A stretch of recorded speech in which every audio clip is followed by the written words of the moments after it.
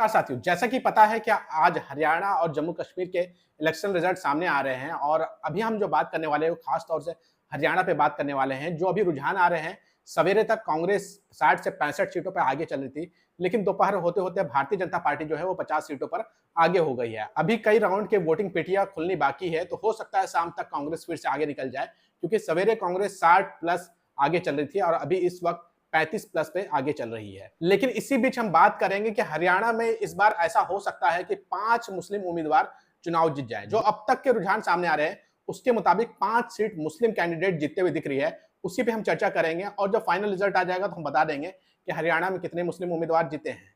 तो चलिए बिना आपका वक्त गवाए हम शुरू करते हैं।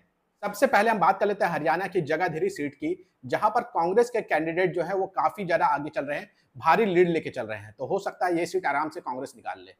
सबसे पहले हम बात कर लेते हैं हरियाणा की जगाधरी सीट की और इस वक्त 12:30 जो बज रहा है, इस वक्त जो रुझान आया है उसमें कांग्रेस का कैंडिडेट भारी लीड के साथ आगे चल रहा है। जगाधरी सीट के ऊपर कांग्रेस के कैंडिडेट अकरम खान को कुल 37,718 वोट अब तक मिल चुका है और वो भारतीय जनता पार्टी के उम्मीदवार कनवार पाल से 16,904 वोटों से आगे चल रहे हैं इस वक्त। तो इससे आप समझ सकते हैं कि लीड जो है वो काफी ज्यादा है अकरम खान की और आसानी से ये सीट जीतते हुए दिख रही है। हालांकि अभी कई राउंड के वोटिंग पेटियां खुलना बाकी है, हो सकता है सामने उलटफेर हो जाए, लेकिन इनकी लीड काफी ज्यादा है, इसलिए आप मान सकते हैं कि जगाधरी में कांग्रेस ये सीट जीत रही है और ये सीट मुसलमानों के खाते में जाता हुआ दिख रहा है। जबकि इस सीट पर आम आदमी पार्टी के उम्मीदवार आदर्श पाल सिंह ने भी 14,000 वोट पाया है, जो कि ये वोट आमतौर पर आप मान सकते हैं भारतीय जनता पार्टी का वोट काटा होगा। इस वजह से अकरम खान की जीत आसान होते हुए दिख रही है। हालांकि अगली विधानसभा सीट नूह है और नूह में काफी बड़ी मार्जिन के साथ कांग्रेस के उम्मीदवार चुनाव जीतते हुए दिख रहे हैं। कांग्रेस ने यहां पर उम्मीदवार बनाया है आफ्ताब अहमद को और आफ्ताब अहमद को अब तक कुल वोट मिल गए 91,697। जब तक मैं ये वीडियो बना रहा हूं तब तक 91,697 वोट मिल गए हैं और ये भारी भरकम मार्जिन के साथ भारतीय जनता पार्टी को पीछे छोड़ रहे हैं। ये 46,871 वोट की लीड बनाए हुए हैं, यानी कि नूह में भी कांग्रेस की जीत सुनिश्चित मान सकते हैं और यहां पर भारतीय जनता पार्टी तीसरे नंबर पे है। आप सब जानते हैं कि नूह में दंगा फैलाया गया था और किस लिए दंगा फैलाया गया था आप सब जानते हैं, ताकि हरियाणा में सांप्रदायिक माहौल बिगड़े और नूह में जो है जब हिंदू मुस्लिम होगा तो भारतीय जनता पार्टी को इसका फायदा होगा, लेकिन ऐसा कुछ होता नहीं दिख रहा है। भारतीय जनता पार्टी यहां पर तीसरे नंबर पे चले गई है और दूसरे नंबर पे है ताहिर हुसैन, जो कि इंडियन लोक दल के कैंडिडेट है और इनको कुल वोट मिला है 44,826। जबकि भारतीय जनता पार्टी के उम्मीदवार संजय सिंह को मात्र 15,000 वोट मिला है, यानी कि वो तीसरे नंबर पे है।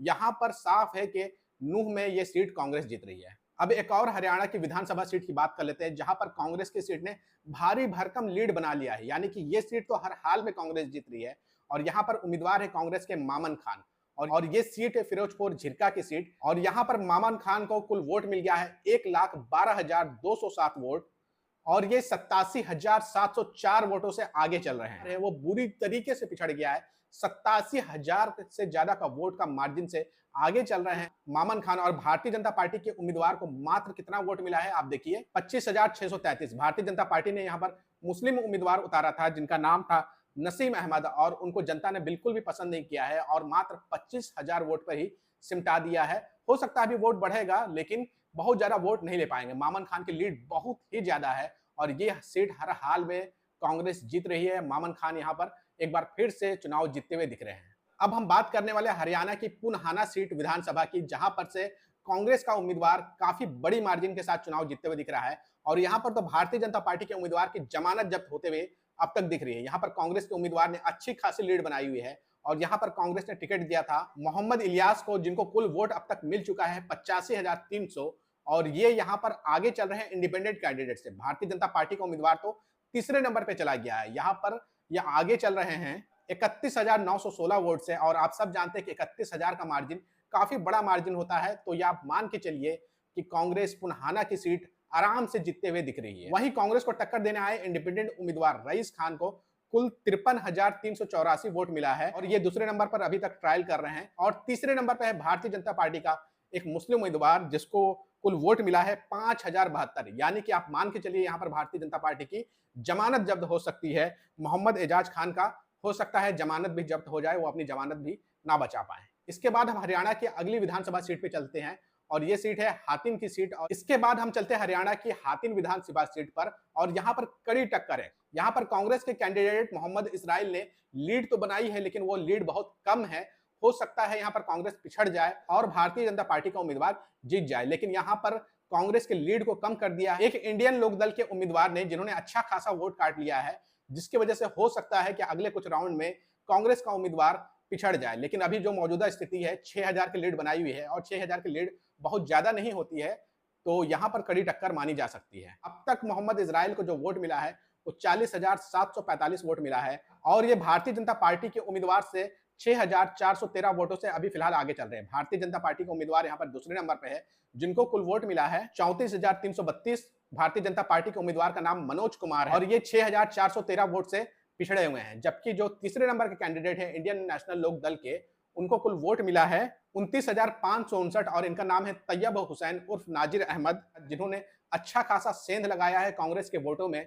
अगर ये खड़े नहीं होते तो यहाँ पर कांग्रेस की लीड जो है अच्छी खासी और होती है। अगर 20,000 वोट अगर जोड़ दिया जाए तो कम से कम अभी 25,000 वोट से आगे चलता कांग्रेस का उम्मीदवार। तो साथियों, इस वक्त घड़ी में 12:30 बज रहे हैं और जो रुझान सामने आ रहा है उसके मुताबिक हरियाणा में 5 सीटें मुस्लिम आसानी से जीतते हुए दिख रही है। एक सीट पर कड़ी लड़ाई है, लेकिन 5 सीटें मुस्लिम के खाते में आता हुआ अभी तक दिख रहा है। हो सकता है इसमें कुछ कम और ज्यादा हो जाए। अगर आप पिछले विधानसभा की बात करें, 2019 में जो विधानसभा चुनाव हुआ था, उसमें केवल 2 मुस्लिम उम्मीदवार चुनाव जीत के आए थे और इस बार 5 मुस्लिम उम्मीदवारों की जीतने की संभावना दिख रही है।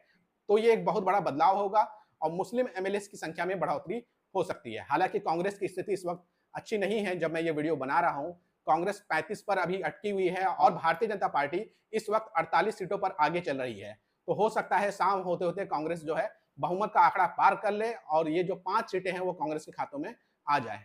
आपको क्या लगता है, क्या ये पांचों सीटें कांग्रेस के खाते में आएगी या फिर यहाँ पर कुछ उलटफेर हो सकता है? जो भी लगता है कमेंट करके अपनी राय जरूर दीजिएगा और इस वीडियो को ज्यादा से ज्यादा शेयर करिएगा।